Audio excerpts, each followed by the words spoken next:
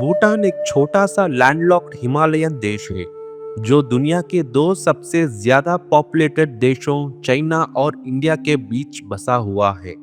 जब उसके पड़ोसी देश दुनिया के टॉप कार्बन इमिटर्स में शामिल है, भूटान गर्व से कार्बन नेगेटिव देश बना हुआ है।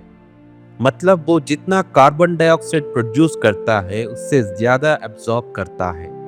पर सवाल ये है, इतने छोटे हिमालयन देश ने नेचर के साथ इतनी परफेक्ट हार्मोनी कैसे हासिल की?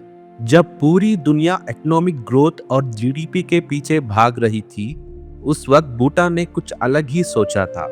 कई साल पहले भूटान ने जीडीपी ग्रोथ को देश का डेवलपमेंट मानने से मना कर दिया और दुनिया को एक नई सोच दी, जो है ग्रॉस नेशनल हैप्पीनेस, जिसे जीएनएच भी कहते हैं।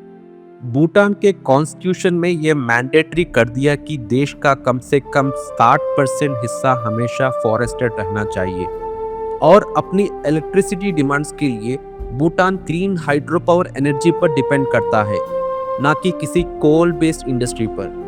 भूटान की मेन इंडस्ट्रीज है एग्रीकल्चर, हाइड्रो पावर और टूरिज्म, जो देश की इकोनॉमी को सपोर्ट करती हैं बिना नेचर को नुकसान पहुंचाए। यहाँ के लोग सिंपल और पीसफुल लाइफ जीते हैं, अपने कल्चर और एनवायरनमेंट से डीपली कनेक्टेड होते हैं और लग्जरी की मॉडर्न रैट रेस से दूर रहते हैं। भूटान एशिया का सबसे कम करप्ट देशों में से एक है। यहाँ ध्यान सिर्फ पैसा कमाना नहीं है, बल्कि स्वास्थ्य, समुदाय और स्वच्छ जीवन पर है। दूसरी तरफ हम मॉडर्नाइजेशन और लग्जरीज के दौड़ में ये भूल गए हैं कि हमारी हवा और पानी कितना पोल्यूटेड हो चुका है।